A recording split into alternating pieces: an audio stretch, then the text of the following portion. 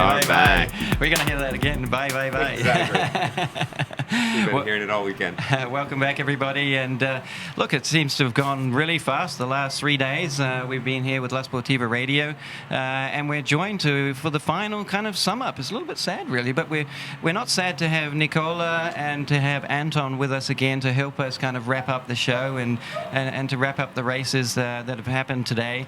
And of course, the runners are still out there, 80K, 120K, with the cutoff at midnight tonight, I believe.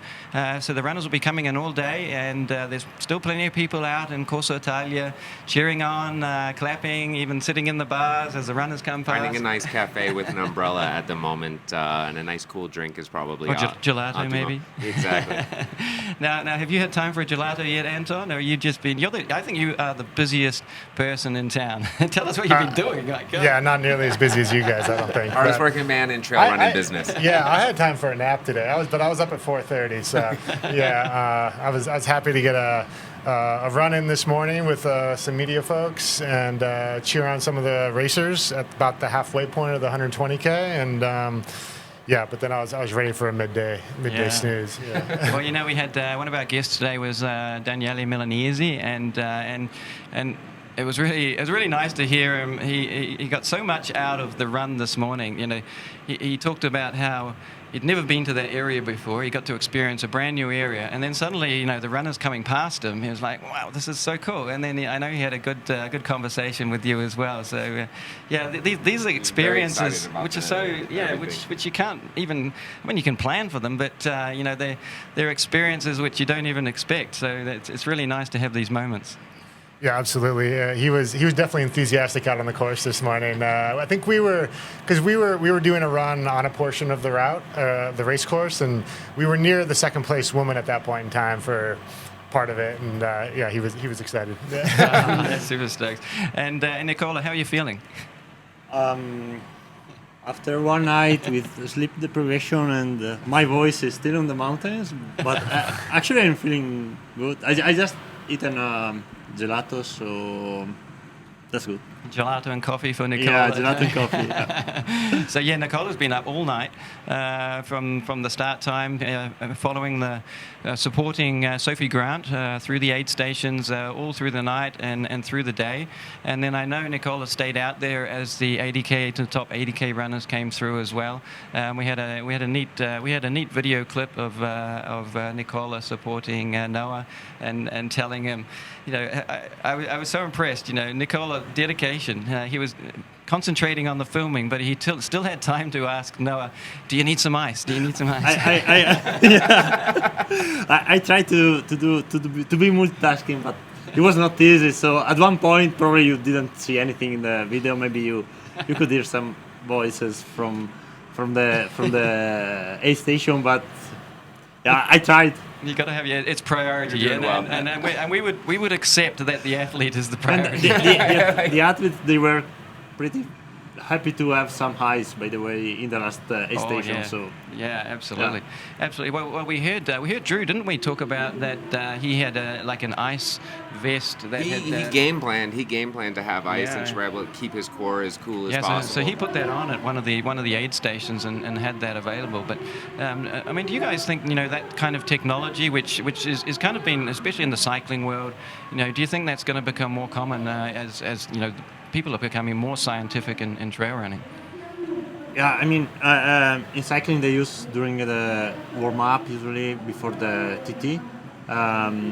In running, it's not that common because you have to take extra weight with you. So that's the bad thing of the trade-off there. Yeah, of course. So it will be never common during the race, but probably in the future there will be some tissues that it's like some new synthetic fibers that are able to freeze and also stay flexible. Maybe there is already something. Yeah, but also just paying more attention, I think, to kind of more traditional, less intrusive cooling techniques with like an ice bandana, like topical cooling, pouring water on yourself. I mean, run without the t-shirt. Yeah, and Drew was wearing like the special like new Nike like a lot of holes in the sleeves and everything. I thought it was because we were in Cortina, and so it was also perhaps a fashion choice as well. Yeah, absolutely. Yeah, it looked like an avant-garde dress shirt. Or maybe ultra trail running style is kind of lying down in the stream as you go up through Val Travananza. One thing that I saw today, but also in other races, is that usually the US athletes, they all have the bandana with the ice pocket, and the Europeans usually they just put the ice in the vest or under the cap, and it was nice to see this different approach, different styles. We've been talking about some of the cultural differences and the fact that ultra trail running in the States in USA has a much longer tradition than it does here in Europe. So I think some of those things we'll catch on over here too. Yeah, I mean, I don't know if the tradition is longer. Certainly, organized events in ultra trail in particular, probably, but I don't know. The human body is the same all over the world, and you have to keep the core temperature down. So I've kind of heard that as well, that the tradition in the United States is a little bit longer. But as just a common sense person, I have to imagine that since there have been people in these mountains and people have had some free time, they've been going up and running in it. I mean, it just seems like the most natural thing in the world to do the moment that you get here. I agree, yeah. So perhaps not the organized races, but... yeah, and there are still just the cultural differences. Sure, absolutely. It's athletes in the United States, it's probably 50-50 as who likes to carry a handheld bottle versus wearing a vest. And in the Europe, I mean, everyone wears a vest, I think, so. Yeah, you're right. Oh, I think it might be time to kind of look back at the days that have gone past and kind of relive some of those moments and just go through some of the amazing performances that we've seen over the last 3 days. So I'd like to start on with the 20K race, and I think we'll go through in distance from short up to long today. And let's start with the 20K race and the battle with Andrea Rostan and Nadia Maguet, and the images that were brought to us from Marcia throughout the race. But yeah, those two had a really close battle out there, and of course those two know each other really well. And even in third place, Isako Costa, they're all friends out there. But when it comes to putting on your bib number, what sort of happens to that?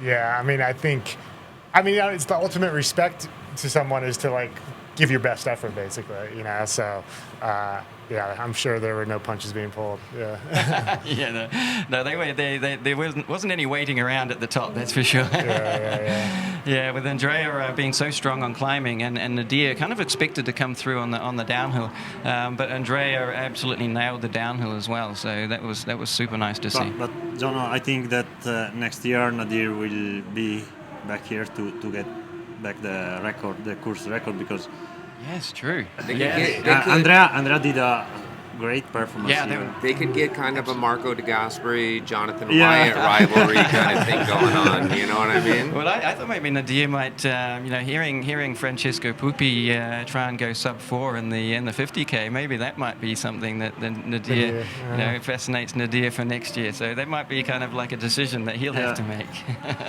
But yeah, what a strong time by Andrea in the 20K. That was super good, and that's going to set him up well for the next races coming up for him too. But yeah, our top three: Andrea Rostan, Nadia Maguet, Isako Costa, all from Italy. All three of them made it across the line before the storm hit. But our female runners, they got hit by the storm. A little bit more of the storm, a little bit more of the hail, but came out stronger for it, no doubt. Wow, that was brutal. So there was. Can we get the women's leaderboard up? Yeah, let's bring up the woman, and Anna Hoffer, super strong out there.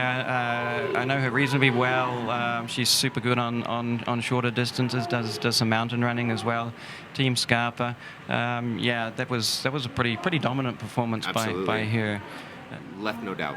Yeah, definitely. And second place went to Sophie Maschi. And then rounding out all Italian podium was Silvia Sangalli.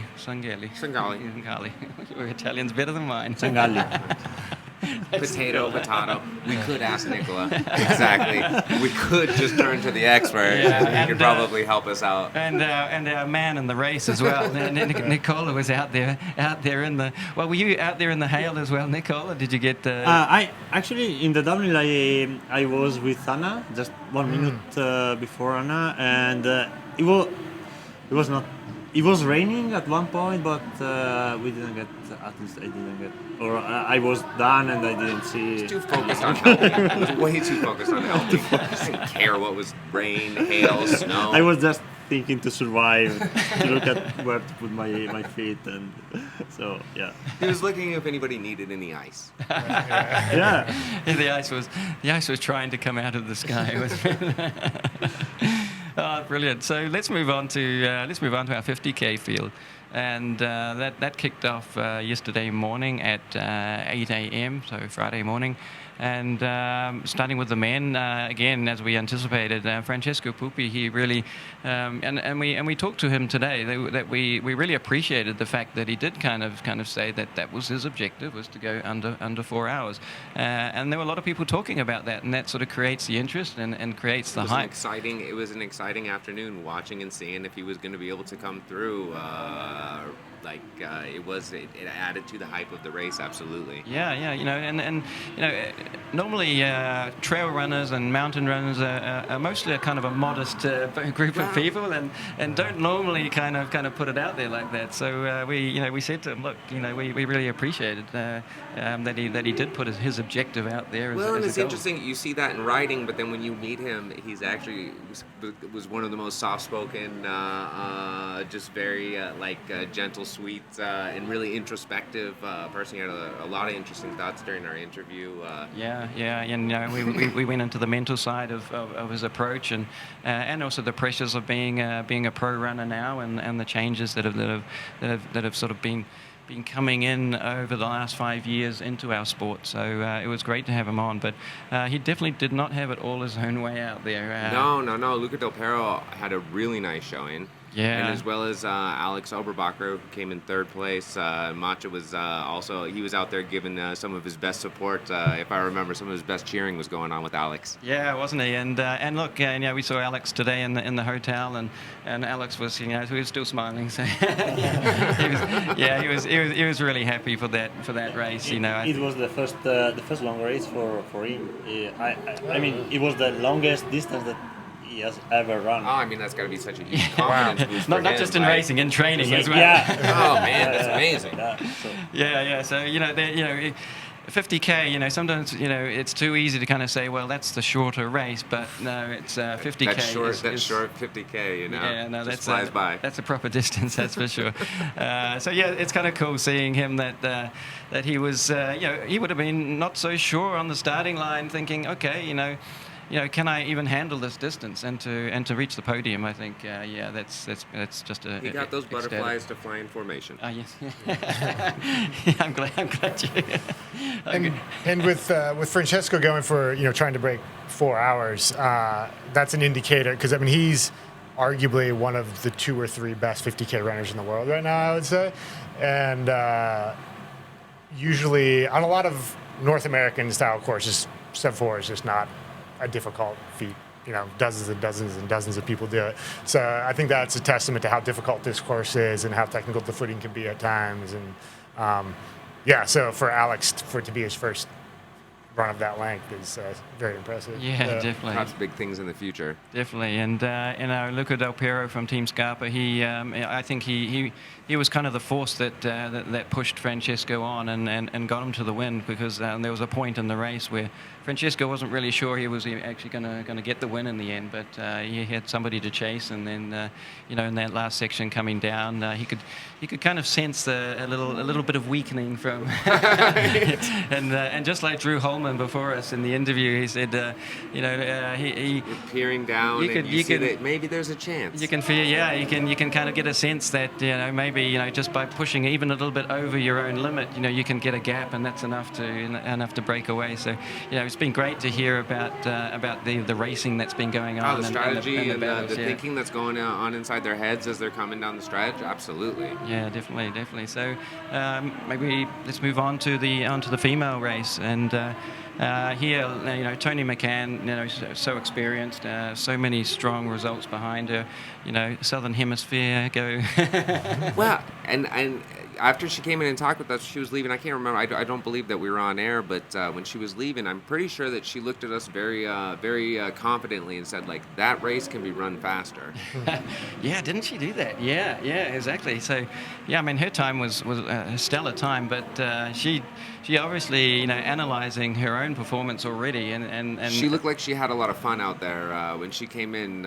She was very happy, big smile. She had loved being in Cortina and just the environment and the event that had been put on, and it was wonderful to talk with her and see how excited she was. But then, seeing afterwards, where she was already calculating in her head, I think I can actually do this one better. Yeah, crazy. Yeah, and Anton, you were out there on the course. You were Col Galena and saw some of the top runners coming through. Yeah, we were. Yeah, that's roughly the halfway point, I would say, and saw both the top men and the top women come through. And Tony at that point she was in very high spirits still. She was in the lead too, so she had good reason to be, I suppose. But Sophia at that point was also very near to her and perhaps even more energetic than Tony was. I don't know. Really? Yeah, wow. just slapping hands with the crowd and having a good time. That's for great. Sure. So yeah. And you guys maybe know, but Sophia, she's a medical doctor. She works in Rome. She is actually living in Rome. Really? Yeah. Oh, we didn't know that. Okay, and tell us more. I think she won 2 years ago the 50K or. Oh, I'm not sure. Or was on the podium. I can check my notes. I think yeah, and I'm not sure, but this is the second best time or third best time on this race. So she's really strong and she's still increasing her level of performance. So that's interesting. That's very interesting. We'll have to look forward to see if she comes back next year and continues showing such good results here at the Alvarado Trail. Yeah. Living in Italy must be agreeing with her. Yeah. She should move to the Dolomites if she wants to. In fact. Just like everybody in the States has moved to Colorado. So we've stopped saying, from the USA. We've started saying from Colorado. Just from Colorado. It's another one from Colorado. Yeah, how many have we had? We've had at least, on our podium, we've had at least 3 or 4. Well, I think actually if we keep on going forward and get into some of the longer distances. Well, let's shout out third place because I don't think we've done that yet. Who do we have in third place? From Slovakia, is that Ivano Liskova. So, yeah, we probably didn't mention her as much as we should have, but yeah, she ran solid in third. And then, shout out to Camila Magliano in fourth place as well. Very, very experienced mountain and trail runner. And she was sort of hovering, never quite in the top 3, but she was sort of around 6th or 7th, and then coming through to 5th place, I think. Feel really good about that result. Yeah, 4th place there for Camila. So, yeah, a great effort from her too. We'll jump up into the 80K that just finished, really. Yeah, I know. We've just had our both of our winners join us in the studio right before Anton and Nicola came in. Yeah, so we've really appreciated that, and Drew Holman, our winner from Colorado. Another man from Colorado. Yeah. But it was so cool to hear him say about the really a big fight all day long with Dominic Matt out there from Austria. I mean, he just he gave huge props to. He was talking about how much they were helping each other. The gravity of the two of them were kind of pulling and pushing each other throughout the race. They were using each other. He was almost very thankful for it at the end. Yeah, and you guys out on the course, did you kind of see a bit of that battle unfolding? I didn't see any of the 80K race. I think that's when Anton was taking his nap. I know Drew quite well. Because we both live in Boulder, in Colorado, and I know he's had been fighting an injury really since UTMB last year. Oh, wow. And has only done one race this year before this race. So it's definitely a big confidence booster for him going into the summer racing season to that, maybe he's like fully back and yeah. I think he's happy with it for sure. Yeah, he definitely would have been with that. Yeah, no, a huge result. And let's stay on the men for a second. Back to the men's. So we've got Drew Holman, our winner, Dominic Matt, in second place, and La Sportiva's own Noah Williams in third place. And after his excellent result at Broken Arrow last week. Yeah, huge result. To back up, just within 1 week a 46K, and then and then an 80K, I think. And he arrived in Cortina just, I think, yesterday morning or 2 days ago. A couple of days ago. ago. So yeah. it was a bit tricky. And but I saw him, and I saw the first 3 or 4 guys at the last aid station in Pasuzao. He had so much energy, and it was incredible. I gave him some ice. And the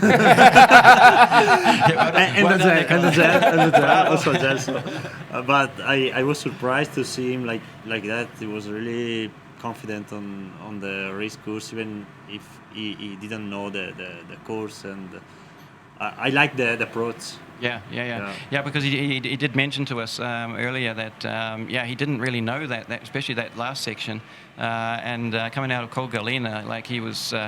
It could have derailed his whole race, but he was surprised at how much climbing there still was to go. Yeah. So. Yeah, I know Noah definitely prefers the uphill versus the downhill, so he was probably happy there was another climb to try and cement the podium position. Yeah, well, he did say he was dying, but maybe not then. Yeah. Yeah, but you're right, because he ran the ascent race as well at Broken Arrow one week before. Yeah. So you're right, he is a super strong climber. Yeah. Where is he based out of?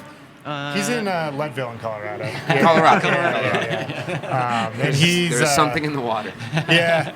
And in terms of climbing, he has one of so Mount Elbert in Colorado is the highest mountain in Colorado, and almost the highest mountain in the lower 48. And he doesn't have the record on it, but definitely one of the fastest times for the uphill on that. Wow, fantastic! Okay, I think we can move across to the female race. We've just finished a really nice interview with Anna. She joined us Super here, nice here in the man. studio. Yeah, Anna sounds like a very talented young Tarasso. kid too. Yeah, it could be the future. Exactly. But she seemed pretty relaxed out there and wasn't worried about the competition. Very relaxed. Yeah. We asked her knew. about the heat, and she laughed at us. She said, "I train in 36 to 38 degrees. Wow. This was a vacation for me." Yeah, so she took it out over Ingvild Kaspersen from Norway, and then coming in third from France. That's Marion Dospierre Malpin. Brilliant, thank you. And so that rounds out our podium for the 80K, and probably time to move on to 120K.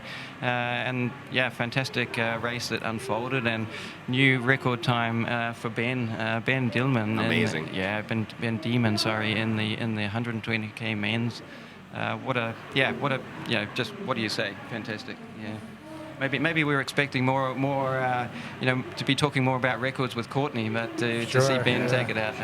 Yeah, it's funny. I mean, Ben he's technically American, right? But lives in France, and he's not well known on the American scene at all.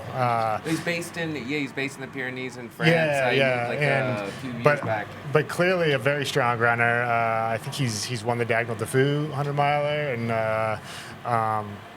so really impressive to see him take Hana. I mean, Hana's is Mr. Lavaredo, basically. So to improve on his course record is very impressive, and I think kind of puts Ben in the conversation for being absolutely one of the best runners in the world right now. So, I agree. Wow. Yeah, first time I met Ben was in Canfranc, actually, 2022, I think it was. And he won the 80K in Canfranc, and that has something like I would say more than 9,000 meters of elevation in 80 kilometers.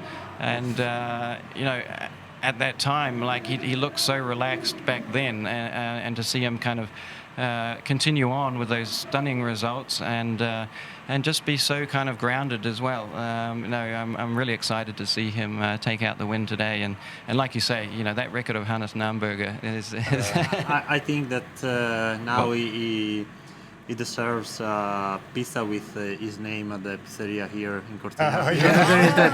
Pizza and hamburger. That's right. That's true. So the Cincatoria. So maybe somebody take it up with the manager. Yeah. So you hear that? So the former winner, former record holder, Hannes Naumberger, has a pizza named after him.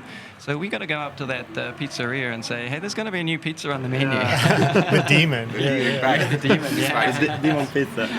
I think it's going to be hot and spicy. When you Oh, brilliant. And then, coming through to take second place, and there was a real battle out there, second, third, and fourth, actually. But, to see Raul Butaki from Romania come through and take that second position, that was pretty exciting. And Andreas Reiter, a team La Sportiva, he was super happy to get to make the podium. His name was always mentioned among the top athletes out there, and he finishes among the top athletes out there. Yeah. So and a really good quality field in the 120. It always is, but you've still got to, in order to finish on the podium, you still have to finish. Yeah. So and you were following Andreas Reiter? Actually, I didn't. I didn't follow him directly, not but I saw him 3 or 4 times on the course, and so I also talked with him in a couple of times. It was like the first time I met him 2 kilometers before Cima Banche, and he told me that the night was not easy for him. He didn't feel good from the beginning, and I think he lost more or less 10 minutes in the first 30 or 40k and then at the end the time difference was the same, so it was really strong from after the first 40 or 50 kilometers. And also in Passo Giao, he was with Raul, and the fight was so close. They were Andrea was a bit faster in the A station, but I think Raul was faster in the downhill. Probably, I'm not sure. I didn't check the split times. Yeah. I'm sure Matcha will have it. Yeah, color-coded, exactly, like in descending order. But they told me that Ben the Dieman... notebook was amazing. They told me that Ben Dieman did the last downhill 7 minutes faster than Naumberger. Is it possible? I'm not sure. I didn't see the splits, but... Wow, if that, but to be honest, here in the middle of town, like he kind of came in earlier than we were expecting him. So it wouldn't be surprising. It was in Zhao. It was 1 minute ahead of the record, and here it was 8. Yes. Yeah, exactly. Yeah, no, he really maybe really mostly in the downhill. Wow. Crazy. Well, to finish like that, coming, in the last. You've done 110 kilometers, and to finish the 10K, going 7 minutes potentially faster than the record holder. I think. Well, that's definitely deserving of a pizza and a dessert. Yeah, right. Maybe a gelato too. Oh, brilliant running from all of the participants out there. Not just our podium who we're talking about, but can we move on to onto the women's field? Because Courtney Dauwalter, really the biggest name here in Cortina. Great to have her here for the first time racing in Italy, and Courtney, Anton. So I mean, she's I think everyone knows Courtney. She's definitely probably the greatest to ever, at least the greatest woman to ever run ultras. But seems like, I don't know, we saw her this morning about halfway, and I mean, obviously she won the race, but to only beat Alyssa by a half an hour or so is not the typical dominant performance that you see from Courtney. I mean, that's still an enormous margin. That says a lot about the expectations. Yeah, exactly. Where she set. They're ridiculous expectations, but I'm sure she was happy to take the win, and here in the Dolomites for the first time. Like, what more could you ask for? You know? Yeah. So, And she did say she was quite relieved to be coming in here, and it was a hard day for her out there. So, you know, I think later on, I think she recovered a little bit, and certainly the smile was always there when we saw her. But in Passo Giao, maybe I'm wrong, but it looked like if she was suffering. I don't know if because of the heat but she was not that fresh like usually you see. Well, she said she struggled with the humidity. Actually. Yeah, she was surprised at how Maybe. humid it was. And I think that weighed on her, the weight of the air itself, really. Yeah, so she was a little ways off the women's record, and also a little bit off the time that was set last year from Rosanna Buchau from Germany. But yeah, still, you know, every year is different. Conditions always change. You know, we always like to compare, don't they? But yeah, it's never the same. But yeah, you know. Just really pleased to see her and have a chat with her earlier on in the day about her race today, but also, you know, some of her philosophies and trying to keep things simple. You know, she's self-coached and you know, just kind of, you know, good common sense approach to running. You know, not trying to make it too complicated. Running should be fun. Yeah. That was her message. Running should be simple and fun. And easy. Yeah. Yeah. Exactly. Yeah, so second place, Alicia Clark from Colorado, or? I'm actually not sure if she's in Colorado or not. I couldn't tell you. I mean, Courtney, she lives in Leadville also, but Alyssa, yeah, I'm not sure. Okay, so from USA, Alyssa Clark, Yeah. fantastic race out there, and then third place going to Carolina, Wyzokowski. No, come on, you can do it way better than me. Without Yeah, perfect. We got it. Yeah, and I mean, probably the biggest surprise for me was to see our fourth place finisher coming through, because she definitely wasn't in our sights until, you know, really crossing the line. So I think she must have had a really good downhill section, you know, coming through. So that's Luisa De Matteis from Italy. Is she a local Italian? Do you guys know? No, she's. I think she's Valdiostia? from Piemonte region. I think. Okay, Piemonte. I'm just looking at the surname, And like over De on the Matteis. western side I of think Italy. they are a cousin or something like that. Okay. So in mountain running, there are two twins, Martin and Bernard De Matteis. Yeah, So it's a good DNA. yes, yeah. something in the water there too. with that surname. It's actually where they come from. That is the Italian Colorado. Yeah, can we scroll down and see if Sophie Grant, because we had some images from her and we She just arrived. okay, and we know she was struggling a bit coming home, and she did make it through into the top 10 of the women's race. But yeah, she's obviously had a hard last 20k coming through. So can you pick up the place of that? Is that in the top 20? Anyway, is that 18th? It's place? 16th. 16th place. Okay. Yeah, from La Sportiva team there is Maria del Zot. Maria del Zot, of course. She was solid in I think 9th or 10th. Yeah, I'm pretty sure she was top 10. So yeah, let's 8th maybe, I think. 8th, Yeah, they yeah. were eighth. wow, That was good. wow, great She was shout really out. solid along all the race, always in 10th or 12th. But I saw her because she was really close to Sophie.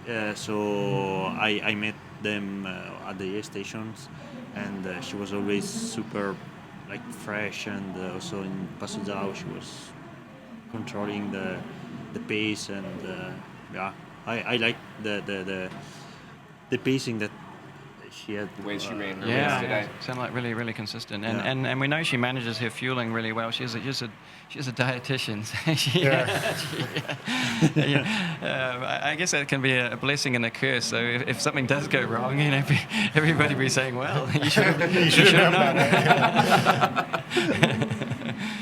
Well, it might be almost time. Is it almost time to kind of wrap up the show? Because you know, we've been having so much fun here, and thanks so much for joining us, Nicola and Anton, to kind of round out the show. We've really loved having you here, like And throughout your the help all last weekend days. as well. The messages from out on the trail, and obviously stopping by earlier in the week. Like, thank you guys so much. It's a pleasure to see you guys again. Next year this we can do it better. Yeah, and I'm sure we got a few people to thank from here in the studio. Don't we? No, exactly. exactly. Like, we would be remiss. There's no way that we can stop and finish the show without giving a huge thank you to the behind-the-scenes folks that we have, our producers, Emanuele LaPiana with Osmono Mio.